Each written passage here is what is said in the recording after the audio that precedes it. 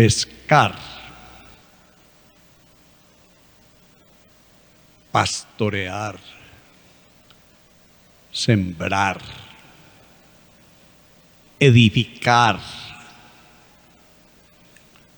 son quizás los principales verbos con los que Jesús identifica su misión en medio de nosotros.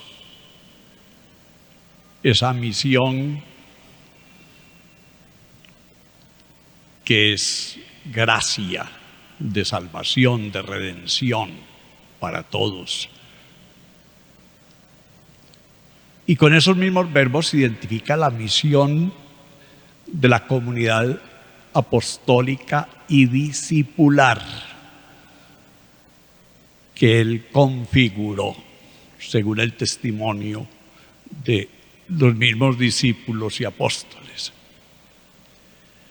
La comunidad de los 12 o la comunidad de los 72 de que hablará Lucas y que los envió de 2 en 2, o la gran comunidad de los 500 o más hermanos y hermanas a los que se apareció resucitado. Esas son las comunidades a las que también Jesús les confía su propia misión de extenderla, de realizarla en el mundo de entonces. La palabra de este domingo, hermanos y hermanas, nos centra en el primero de esos verbos, pescar, porque Jesús se movía en torno a un lago de pescadores en la Galilea. Y Jesús tomaba el oficio de los pescadores, el oficio de los pastores, de los agricultores, de los artesanos y constructores, para manifestar lo que Él estaba haciendo también. Y esa es la misión que le confía a Pedro en su barca. La barca de Pedro es la imagen de la iglesia,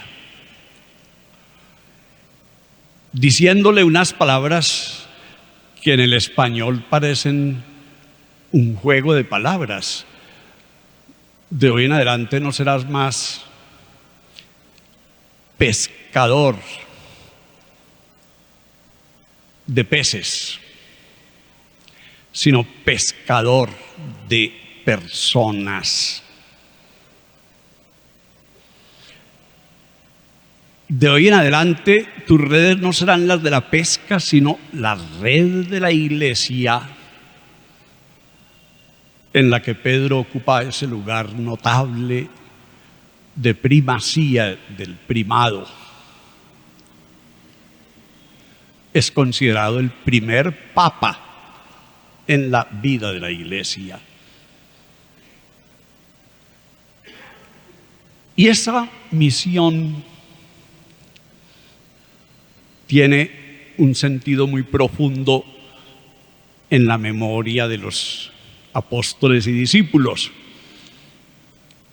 Ellos ahora, con el cumplimiento de su misión, movidos por el Espíritu de Jesús y del Padre que les fue dado en Pentecostés, armados con esa palabra misma que es Jesús y que recibieron de Él, esa palabra que es la persona de Jesús en el misterio de su pasión, su muerte en la cruz, su resurrección, su presencia, su sangre, su espíritu. Armados con esa palabra de la enseñanza de Jesús, ellos se sintieron llamados a remar mar adentro, duc in altum. Vayan a lo profundo de la humanidad, Y de verdad que lo hicieron las primitivas iglesias. Cuando se escribe este texto, seguramente de San Lucas, era numerosa ya y abundante la pesca. Eran muchas las comunidades. Y ellos asocian esta memoria que la traen los demás evangelistas. Recordemos que Juan la pone después de la resurrección y mucho más claramente, hasta con matemáticas, porque Juan es tal vez el más histórico de los 4 evangelios, así se piensa hoy en día. Dijo, sacaron 143 o 144 peces gordos. Y la gente se pregunta, ¿y por qué? Eran las comunidades que ya llevaban en sus cuentas cuánta gente evangelizada había configurado comunidades eclesiales en el mundo de entonces. De la Palestina, del norte de África, del Mediterráneo, de Europa, de Roma. Una pesca abundante. Y entonces se une este momento de la vida de la iglesia con el momento que ellos recordaron de la pesca milagrosa con Jesús. Y esto nos anima hoy a saber que la misión de Jesús está viva. Así la expresemos con la pesca, o con la siembra del sembrador, o con el pastoreo de un pastor, eran los oficios más comunes entonces, o con la edificación de una iglesia sobre una piedra angular que es Cristo. Otra figura podrá ser la del cuerpo que utiliza mucho San Pablo. Esta misión de Jesús está viva porque la iglesia sobrevive. La barca de Pedro en medio de todas estas cosas sobrevive. Y el núcleo central de esa misión es la gracia del perdón. A Isaías le dicen en la primera lectura, poniéndole una brasa sobre los labios, es una imagen, tu pecado queda perdonado,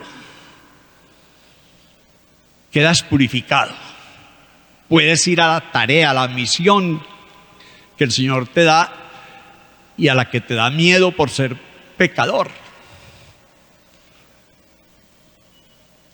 Y lo mismo dice Pablo al comenzar la segunda lectura. Cristo murió por nuestros pecados. Esto es lo que les hemos anunciado. Y les va soltando el querigma, el anuncio gozoso de la persona de Jesús, y mostrando él que él es un pecador perdonado. De blasfemo y de violento pasó a ser el gran evangelizador del amor, del perdón, de la vida, de la paz.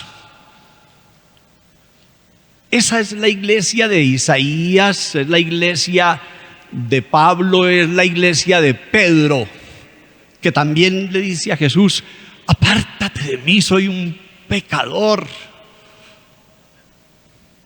Y Jesús le dice, no, ponele una S, si fuera en español, de pecador pasas a pescador.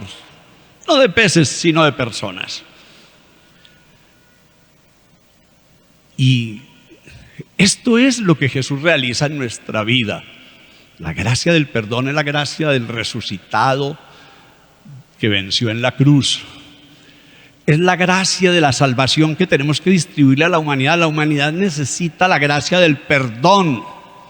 Si no aceptamos esta gracia salvífica de Cristo, no vamos a salir del atolladero en que nos encontramos.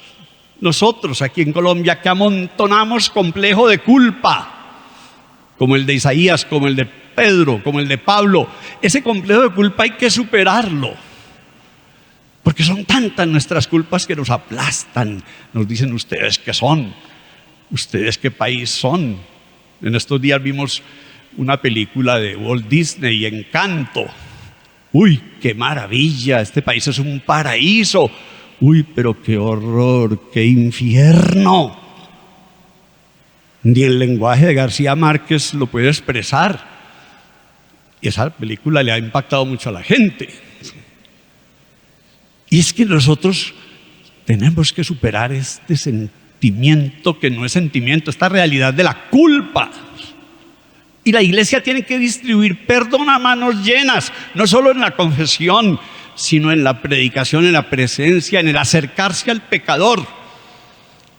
Si no nos acercamos al pecador y no acercamos al pecador a nosotros y a la sociedad, quiere decir que tampoco le jalamos al perdón. No creemos en el perdón. Eso nos lo pone el Señor hoy.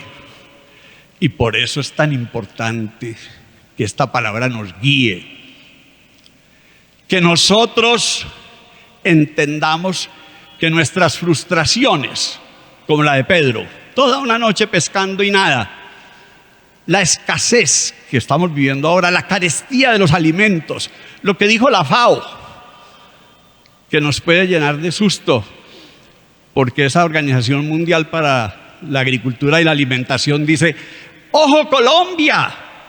Que junto a Haití, qué vergüenza, y a Honduras, ustedes les damos la alerta de una próxima hambruna. Claro, un país que dejó de cultivar y todo lo importó, y ahora no hay ni siquiera containers disponibles para traer lo importado. La escasez la estamos sintiendo, hay que cambiar. Pero los que lo deben hacer no lo ven así.